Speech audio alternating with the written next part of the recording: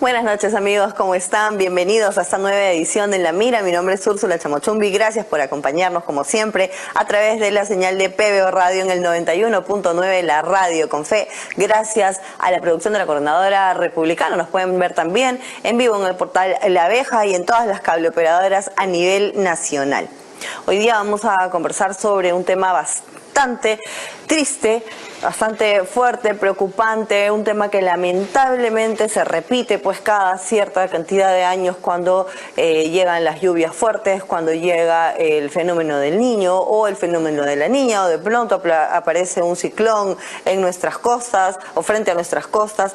Es decir, sabemos que tenemos situaciones de la naturaleza, fenómenos naturales que nos acompañan, que nos han acompañado desde hace milenios, entonces que no son, eso ha destruido culturas preincaicas, ¿no? Entonces sabemos que existen.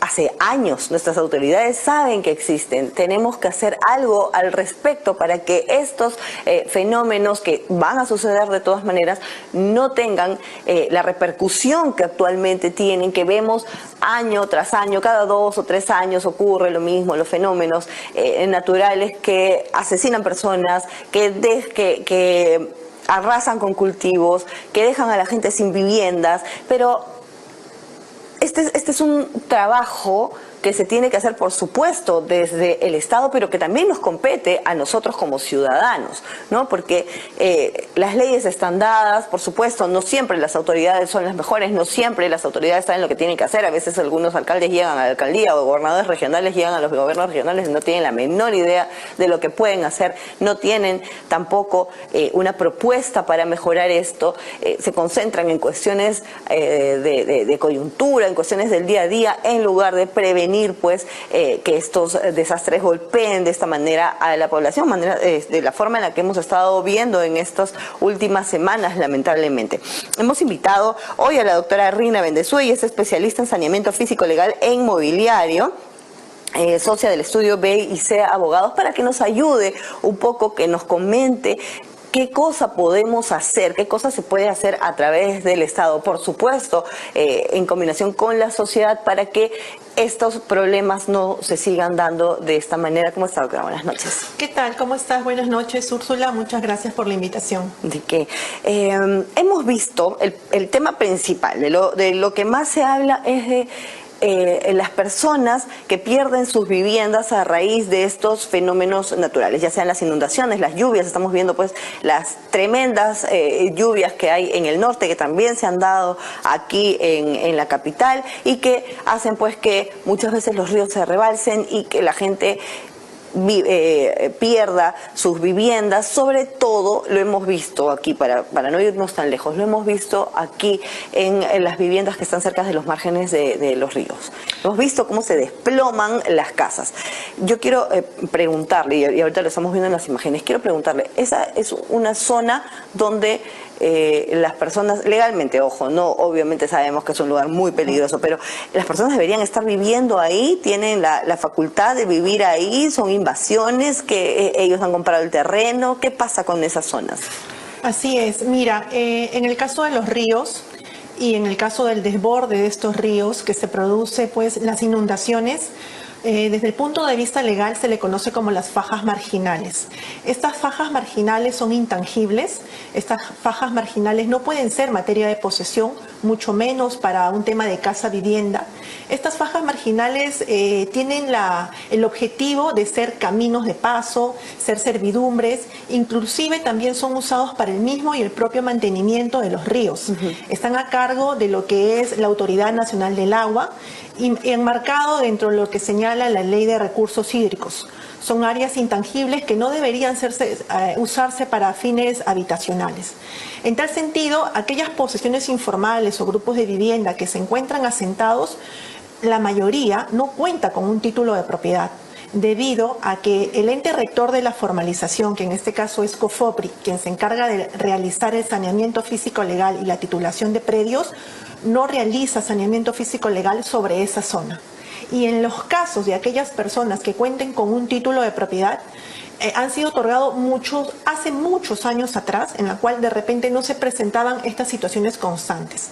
Entonces, ante ello, Úrsula, existe un conglomerado de marcos legales, de cuerpos normativos, que señalan todos estos casos y todas estas estrategias a realizar a efectos de no solamente qué hacer en el momento, sino en el momento de la prevención, ¿no? Existe la ley del reasentamiento poblacional en las zonas de muy alto riesgo, en los casos no mitigables. Quiere decir, la palabra no mitigable significa que siempre va a existir el peligro. No hay forma como de repente con algunas recomendaciones técnicas a paliar ese peligro. Entonces, en estos casos lo que se busca es reubicar a la población, reasentar a la población, pero no produzca el efecto del fenómeno del niño, sino antes. Debería, claro, porque mucha gente también dice, pobres personas no tienen otro lugar a donde ir, no tienen donde... lo que hemos visto en este último, el último desborde del río acá en Lima es que eran viviendas de 3 pisos que se han venido abajo en un ratito, ¿no? Entonces vemos que hay otras que no son puestas ese tipo de construcciones, que son construcciones más humildes, digamos, y que por supuesto se caen más rápido, ¿no?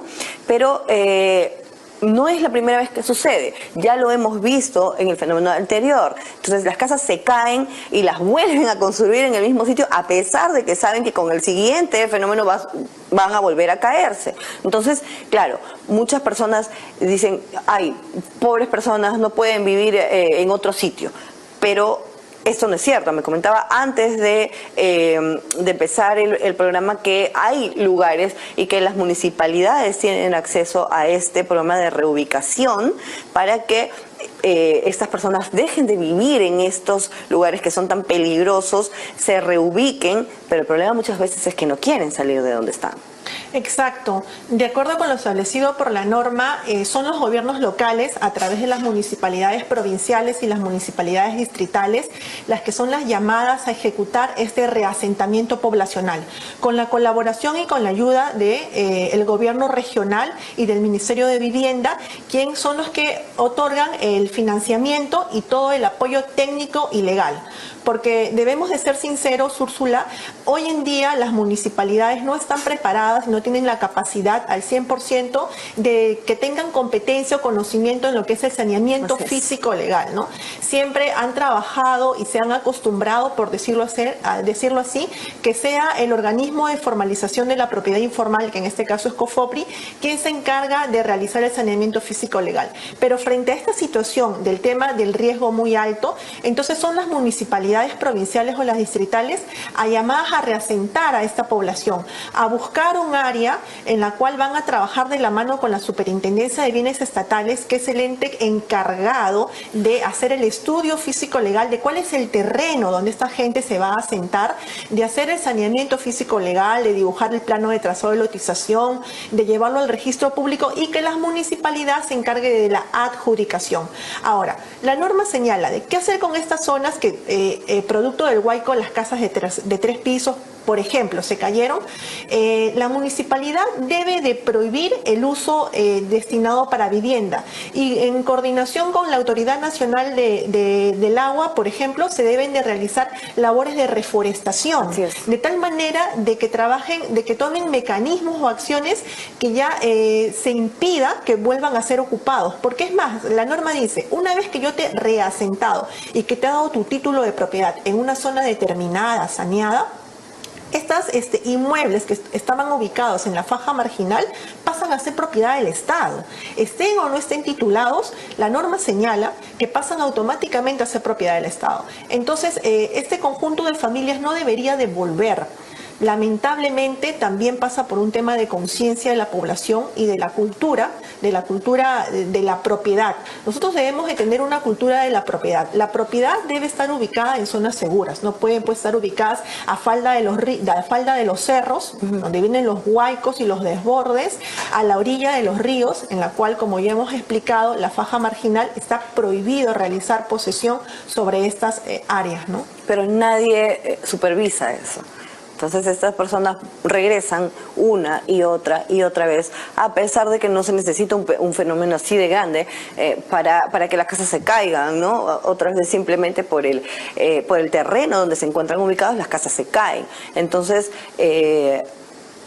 ¿qué hacer para que estas personas entiendan que no pueden regresar a ese lugar?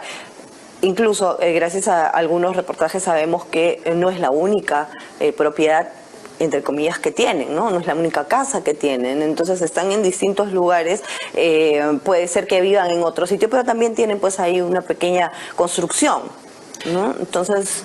Sí, se ha presentado varios casos y yo te hablo del año 98, por ejemplo, que hubo el fenómeno del Niño en la región de Ica, en la cual había un conjunto de pobladores asentados a orillas del río Ica, en el sector Acomayo que le llaman. Entonces se creó un programa de vivienda, la Tierra Prometida, ¿no? Que es una área donde no hay efectos de riesgo, fueron asentados y con el pasar de los años, como señalas tú, volvieron, ¿no? Entonces, para estas situaciones ya la ley y la norma y el gobierno ha previsto realizar candados en el sentido de que si te voy a dar una propiedad no debes de tener otra, ¿no? Porque este procedimiento del reasentamiento es gratuito, ¿no? Con la intención de que ellos puedan estas áreas pasarlas a nombre del Estado. Entonces acá lo que pasa, acá tenemos que concientizar a la población y a través de ejecutar estas leyes, porque el marco normativo hay. Lo que acá falta es un trabajo en conjunto, en la que intervenga, no hagan un trabajo aislado ni divorciado, en la que trabajen de manera conjunto todos los entes que forman parte del tema, no solamente de la formalización, sino también de evitar estos riesgos y desastres y sobre todo prevenirlos. Porque también, claro, estamos poniendo por ejemplo lo que sucedió aquí en Lima, pero hay provincias, lugares, por ejemplo, pequeños pueblos o asentamientos que están ubicados en los cauces de los ríos, por ejemplo, ¿no? Entonces, en Cieneguilla, nada más la zona de Río Seco, por ejemplo, que era un río que se secó y que en algún momento iba a tener nuevamente un deslizamiento, y eso es lo que ha pasado, ¿no? Tremendos huaicos que han venido por todas partes en esa zona donde ya hay pobladores, donde ya hay un pueblo grande con construcciones grandes, ¿no? Entonces, que si ha pasado esta vez va a volver a suceder, pero estas personas están ahí y se van a mantener ahí porque cerca existen pues montañas que también están ya invadidas, ¿no? Con otras construcciones, tal vez más humildes, pero también están invadidas y están muy cerca. Entonces, claro, porque era un río, pues, ¿no? Entonces, montaña y el río. ¿Qué hacemos con toda esa gente? Porque es muchísima gente, es todo un pueblo que está sentado ahí, son miles de personas. Existe para el Estado la capacidad de reubicar a todas esas personas, y este es solo un ejemplo. Existe la capacidad de reubicar, existen los lugares donde reubicarlos y sobre todo construir esas viviendas. Mira, a través de los años, esto, lo que acabas de comentar, es la consecuencia de un Perú con informalidad, en la cual tenemos que reconocerlo, la cantidad de las invasiones han provocado posesiones informales, en la cual este grupo de personas no ha contado con un título de propiedad. Y en los primeros años en los cuales se les ha otorgado el título de propiedad, porque son personas que cuentan con un título de propiedad muchas veces, no se han realizado los estudios técnicos adecuados por parte del INDECI o por parte de entidades públicas especialistas en la mitigación de riesgos, en la cual tenemos que reconocerlo, la cantidad de las invasiones han provocado posesiones informales, en la cual este grupo de personas no ha contado con un título de propiedad. Y en los primeros años en los cuales se les ha otorgado el título de propiedad, porque son personas que cuentan con un título de propiedad muchas veces, no se han realizado los estudios técnicos adecuados por parte del INDECI o por parte de entidades públicas especialistas en la mitigación de riesgos, ¿no? Entonces, en ese sentido, si ya hay una posesión informal que cuenta con título de propiedad y ya está formalizada, también existen estrategias para la reubicación. El tema es que a la gran cantidad, hasta el momento no se ha hecho un estudio de identificación. Si bien es cierto, existe a nivel nacional un mapa de riesgo en la cual lo podemos visualizar y ver si, por ejemplo, la propiedad donde yo vivo está en una zona de riesgo o no, pero pero el gobierno no está preparado para hacer una reubicación Exacto. macro de todas esas posesiones informales. Lo que sí se viene haciendo a la fecha es que hoy en día, cuando se formaliza una posesión informal, porque aún hay posesiones informales que no cuentan con título de propiedad, aquellos grupos de familia que están asentados hasta el 31 de diciembre del 2015 tienen la posibilidad de obtener un título de propiedad a través de COFOPRI, porque existe un marco normativo que los ampara. Pero hoy en día esa formalización es mucho más rigurosa que hace unos 10, 20 años atrás. El tema del estudio técnico, el tema del impacto ambiental, el tema del estudio del suelo, el riesgo, la ubicación, la faja marginal, no solamente de los ríos, sino también de las playas o de la Panamericana, por ejemplo. Tampoco pueden haber casas a la orilla de la Panamericana. Eso también es un tema de riesgo. El tema de los huaicos, el tema de las concesiones mineras, el tema de los volcanes. Riesgo hay. Entonces, en ese sentido, ya COFOPRI viene haciendo un estudio más técnico, ¿no? Más técnico, en la cual, a efectos de dar un título de propiedad, tiene que descartar todas esas situaciones, ¿no? Como por ejemplo también el tema de nuestro Perú, como lo mencionaste, somos un país con antecedentes incaicos y también tenemos que respetar, por ejemplo, las zonas arqueológicas, ¿no? No podemos formalizar una posesión informal donde hay, por ejemplo, huacas, ¿no? Eso también está prohibido, ¿no? Pero eso es para los que intentan formalizarse, pero Claro. hay muchísimos asentamientos que ni siquiera lo intentan. Ahora, otros lugares que tienen, por ejemplo, sus títulos de propiedad comprados, porque han comprado la propiedad, pero se la han comprado pues a invasores de repente, o a gente o a traficantes de terrenos, ¿no? Entonces, porque no creo que esos títulos se les haya comprado o esos terrenos se los hayan comprado directamente al Estado y que el Estado haya dicho, ok, puedes vivir en el cauce de un río, ¿no? Claro. Entonces, no se está supervisando tampoco eso, porque estas personas le han pagado a traficantes o le han pagado a personas que dicen, sí, este es todo mi terreno, pues no era, no sé, una hacienda, era lo que sea, y la gente no está bien informada de dónde está viviendo y simplemente va y lo compra. Pero ¿cómo accedió el vendedor a ese título de propiedad de ese terreno tan grande, ¿no? Tan vasto? Y es que también ahí entra a tallar el tema de la falta de la cultura registral. En el Perú todavía estamos en esta etapa y en el camino de la cultura registral de que cuando tú adquieres una propiedad, por un tema de seguridad, no solamente física, sino también de seguridad jurídica, tienes que tomarte tu tiempo y ver a la persona que le vas a comprar, una, que la propiedad sea inscrita en el registro público, dos, aquella propiedad que tiene riesgo, de repente por un tema de parámetros urbanísticos, en la partida registral se muestra si es que hay alguna carga, ¿no? Entonces, si yo veo que de repente esta propiedad de la que yo quiero comprar tiene una carga, tiene una observación, obviamente asesorándome no la voy a comprar, ¿no?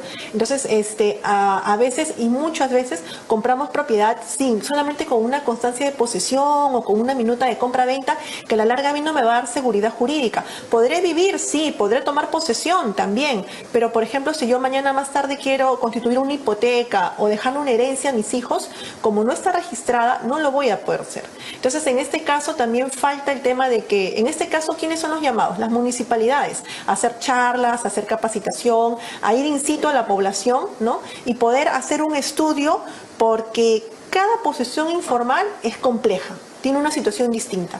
No es el mismo procedimiento de saneamiento físico legal de una posesión que está a orillas de un río y la que está en las laderas de un cerro, por ejemplo, ¿no?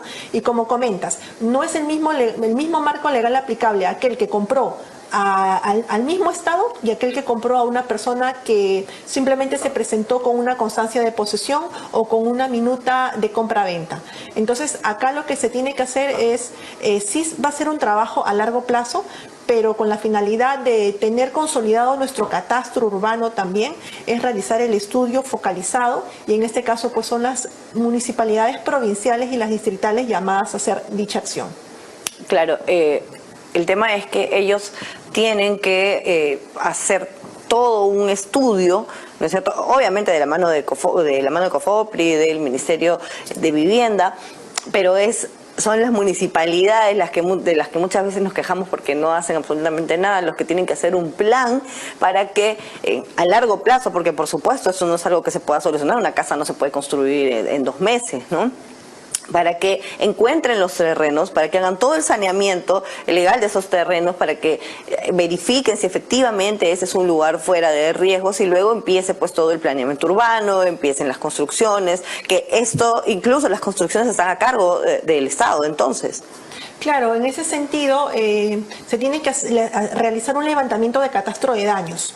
Tengo entendido que a la fecha, a raíz de estos fenómenos, por ejemplo, COFOPRI se está haciendo cargo del levantamiento de daños. ¿En qué consiste el levantamiento de daños? En realizar un muestreo de que se cayó una casa de 3 pisos, pero al costado se cayó una casa de 1 piso, por ejemplo, ¿no? Entonces, el tema del reasentamiento, de la reubicación por parte de los gobiernos va a ir de la mano en respecto a la realidad física o respecto a la posición que ha tenido cada uno de estas familias que han sido damnificadas y que han perdido prácticamente todo, ¿no? Los daños materiales. Y este es un trabajo que se tiene que planificar antes de que sucedan estas cosas, está claro. Pero ahorita estamos hablando de lo que ha venido sucediendo, de lo que está sucediendo lamentablemente con las inundaciones, por las lluvias, los huaicos, etcétera. Pero también tenemos un problema que es mucho más, un problema latente y que va a afectar muchísimo más y que los gobiernos regionales, los gobiernos locales no están tomando en cuenta, y es el de un posible temblor o un posible terremoto que se dé en la ciudad. Y tenemos pues ahí las faldas de los cerros y los cerros repletos de construcciones, incluso con escaleras, con agua, desagüe, pero en zonas realmente peligrosas para la construcción. Entonces, ¿qué hacer en el caso de estas construcciones? Ok, a ellos no les llegan los huaicos, no les llegan las inundaciones, ok, pero es un peligro latente lo que estamos viendo ahí. Y es toda la ciudad de Lima repleta, y no solamente Lima, las ciudades grandes, Arequipa, Cusco, están llenas de construcciones en los cerros que en cualquier temblor fuerte, terremoto, simplemente se van a venir abajo. Exacto, a través de los marcos legales correspondientes lo que buscamos es realizar los proyectos de las llamadas habilitaciones urbanas, ¿no? Hoy en día las habilitaciones urbanas, de acuerdo al marco normativo, tienen determinadas características para la construcción de los lotes de vivienda. Lamentablemente, si hacemos un retroceso, ya existen centros poblados, asentamientos humanos, asentados sobre cerros que inclusive cuentan con título de propiedad. Entonces, si tienen un título de propiedad, ellos se sienten propietarios porque legítimamente son propietarios y van a decir, bueno, pues acá ¿quién me va a mover? ¿Quién me va a trasladar? ¿No?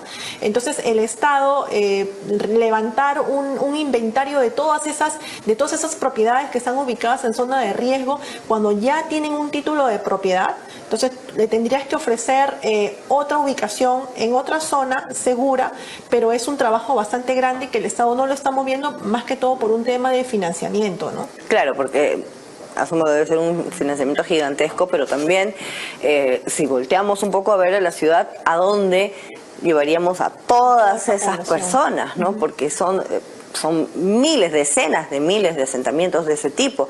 Entonces, ¿qué otra solución podría dar el Estado a ese problema? Porque es un problema que en algún momento va a reventar. Claro, la solución que se ha dado, pero bueno, no es una solución, sino más que todo una brecha de prevención, ¿no? Desde el momento dado del marco legal de la Ley de Habilitaciones Urbanas, se prohíbe todo ese tipo de programas de vivienda sobre cerros, sobre zonas de riesgo, ¿no? O sea, actualmente eso está prohibido, ¿no?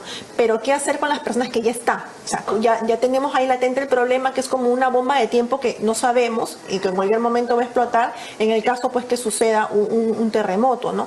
Yo considero que ya el trabajo debe ser progresivo. Si bien es cierto, no lo vamos a solucionar de la noche a la mañana, pero sí, en todo caso, reiteramos el tema del rol principal e importante de las municipalidades. De acuerdo a la ley orgánica, son los entes encargados, ¿no?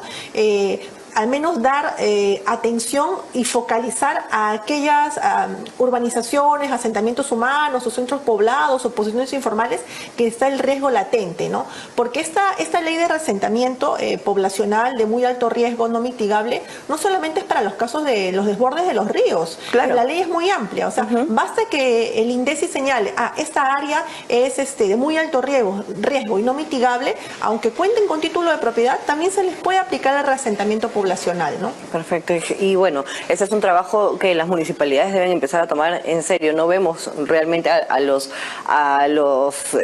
que quieren ser alcaldes, por ejemplo, cuando estamos en época de elecciones, no los vemos hablando justamente de esto. Jamás hablan de seguridad, ¿no? De manejo de los recursos, de la basura, no sé, pero nunca hablan de este tipo de temas que son muy importantes. No hablan de qué vamos a hacer para poder evitar este tipo de problemas. Muchísimas gracias, doctora, por haber estado con nosotros esta noche. Gracias. Gracias también, amigos, por habernos acompañado. Ya saben, siempre, no solamente es cuestión del Estado, es cuestión de nosotros también. Gracias, como les dije, por habernos acompañado. Síganos en todas las redes sociales de la Coordinadora Republicana. Estamos en Facebook, en Instagram, en Twitter, en TikTok y en YouTube como CRTV. Nos vemos la próxima semana. Chao.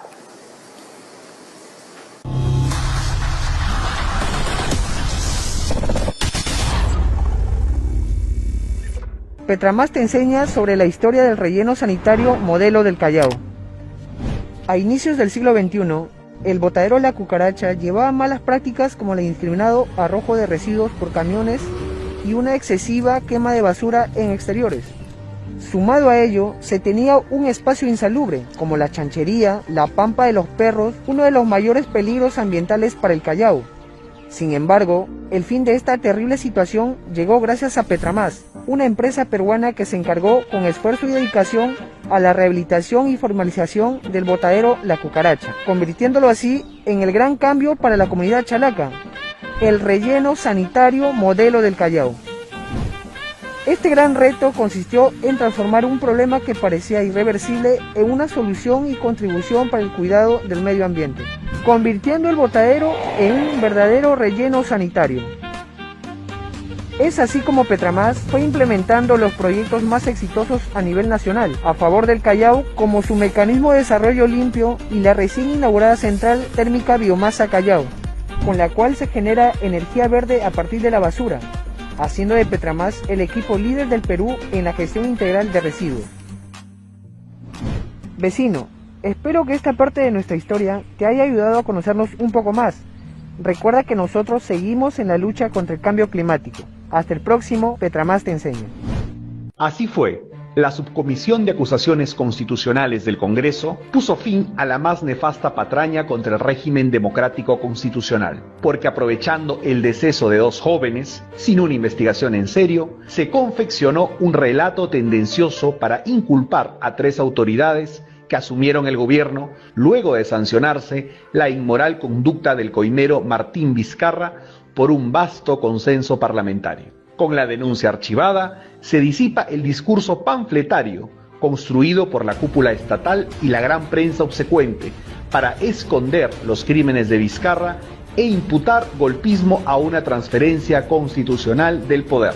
Entre el llanto de extremistas y caviares, se ha desechado esa pseudo-memoria colectiva destinada a generar un sentido común antirrepublicano, capaz de erosionar las bases mismas de la democracia peruana. Se hizo justicia. La Coordinadora Republicana es un espacio público de la sociedad civil que agrupa ciudadanos que, con independencia de sus particulares posiciones políticas o ideológicas, defienden y promueven los valores republicanos, los principios democráticos y la vigencia del Estado constitucional de derecho, rechazando cualquier intento de desconocerlos, reducirlos o desvirtuarlos. La Coordinadora Republicana se opone a las políticas que, primero, pretenden sustituir las instituciones y el procedimiento democrático por la presión de las turbas callejeras. Segundo, propician y alientan la nefasta práctica de judicializar y criminalizar la actividad política. Tercero, promueven un pensamiento único y totalitario contrario a nuestra tradición, valores familiares y libertad de conciencia. La Coordinadora Republicana defiende los valores del Perú. La ciudad industrial Huachipa Este es el mejor lugar para invertir de forma segura a precios 100% accesibles. Ofrecemos lotes independizados y zonificaciones para todo tipo de industrias. Somos la única ciudad industrial con la mayor cantidad de empresas operativas y más de 1.9 millones de metros cuadrados vendidos. Ya son más de 120 propietarios que confían en nosotros. Ciudad Industrial Huachipa Este, el eje industrial de los grandes empresarios. El 13 de enero del 2023 se declaró en estado de emergencia el distrito de Lurigancho por peligro inminente ante lluvias intensas y precipitaciones pluviales. Ante ello, Petramás, en apoyo a la Municipalidad de Lurigancho Chosica, realizó la limpieza de desmonte, nivelación y descolmatado de los badenes Canoa y Cadena. Durante 3 días consecutivos, junto a sus diversas maquinarias y trabajadores, entre obreros, operadores e ingenieros, con la finalidad de mitigar el riesgo ante el desborde del río Guaycoloro. Este va a llegar a un nivel de 1 metro aproximadamente para que permita el deslizamiento de un posible huaico, en la cual va a concluir en la altura del río Rímac. Soy la señora Dina Bustos Venancio, soy la presidenta de la Asociación de Vivienda La Encantada de Cajamarquilla. Pues en esta oportunidad agradeciendo al doctor Segarra, porque siempre está comprometido con la comunidad de Cajamarquilla. Estamos eternamente agradecidos y un saludo de la parte de la Asociación de Vivienda La Encantada. Y le damos gracias porque en estos momentos se está haciendo el trabajo de descolmatación de este badén.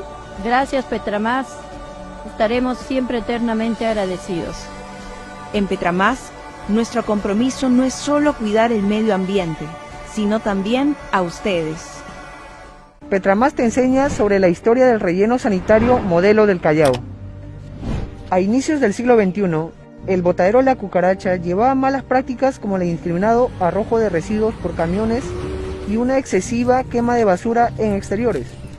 Sumado a ello, se tenía un espacio insalubre, como la chanchería, la pampa de los perros, uno de los mayores peligros ambientales para el Callao. Sin embargo, el fin de esta terrible situación llegó gracias a Petramás, una empresa peruana que se encargó con esfuerzo y dedicación a la rehabilitación y formalización del botadero La Cucaracha, convirtiéndolo así en el gran cambio para la comunidad chalaca, el relleno sanitario modelo del Callao. Este gran reto consistió en transformar un problema que parecía irreversible en una solución y contribución para el cuidado del medio ambiente, convirtiendo el botadero en un verdadero relleno sanitario.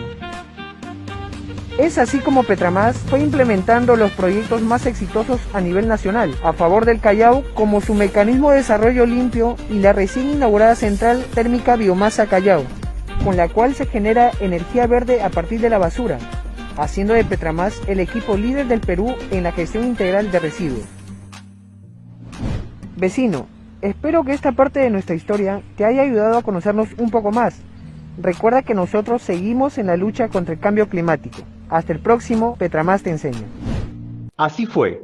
La Subcomisión de Acusaciones Constitucionales del Congreso puso fin a la más nefasta patraña contra el régimen democrático constitucional, porque aprovechando el deceso de 2 jóvenes, sin una investigación en serio, se confeccionó un relato tendencioso para inculpar a 3 autoridades que asumieron el gobierno luego de sancionarse la inmoral conducta del coimero Martín Vizcarra por un vasto consenso parlamentario. Con la denuncia archivada, se disipa el discurso panfletario construido por la cúpula estatal y la gran prensa obsecuente para esconder los crímenes de Vizcarra e imputar golpismo a una transferencia constitucional del poder.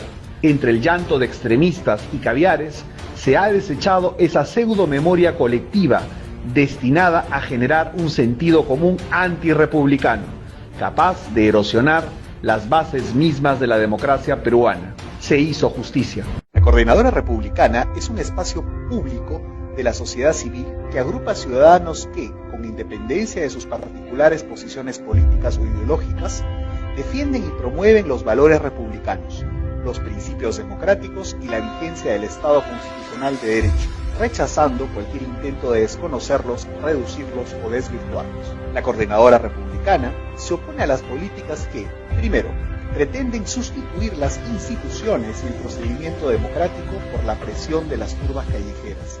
Segundo, propician y alientan la nefasta práctica de judicializar y criminalizar la actividad política. Tercero, promueven un pensamiento único y totalitario, contrario a nuestra tradición, valores familiares y libertad de conciencia. La Coordinadora Republicana defiende los valores del Perú. La ciudad industrial Huachipa Este es el mejor lugar para invertir de forma segura a precios 100% accesibles. Ofrecemos lotes independizados y zonificaciones para todo tipo de industrias. Somos la única ciudad industrial con la mayor cantidad de empresas operativas y más de 1.9 millones de metros cuadrados vendidos. Ya son más de 120 propietarios que confían en nosotros. Ciudad Industrial Huachipa Este, el eje industrial de los grandes empresarios. El 13 de enero del 2023 se declaró en estado de emergencia el distrito de Lurigancho por peligro inminente ante lluvias intensas y precipitaciones pluviales. Ante ello, Petramás, en apoyo a la Municipalidad de Lurigancho-Chosica, realizó la limpieza de desmonte, nivelación y descolmatado de los badenes Canoa y Cadena. Durante 3 días consecutivos, junto a sus diversas maquinarias y trabajadores, entre obreros, operadores e ingenieros, con la finalidad de mitigar el riesgo ante el desborde del río Huaycoloro. Este va a llegar a un nivel de 1 metro aproximadamente para que permita el deslizamiento de un posible huaico, en la cual va a concluir en la altura del río Rímac. Soy la señora Dina Bustos Venancio, soy la presidenta de la Asociación de Vivienda La Encantada de Cajamarquilla.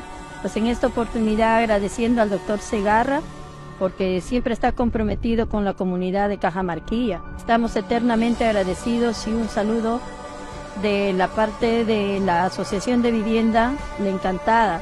Y le damos gracias porque en estos momentos se está haciendo el trabajo de descolmatación de este badén. Gracias Petramás, estaremos siempre eternamente agradecidos. En Petramás, nuestro compromiso no es solo cuidar el medio ambiente, sino también a ustedes.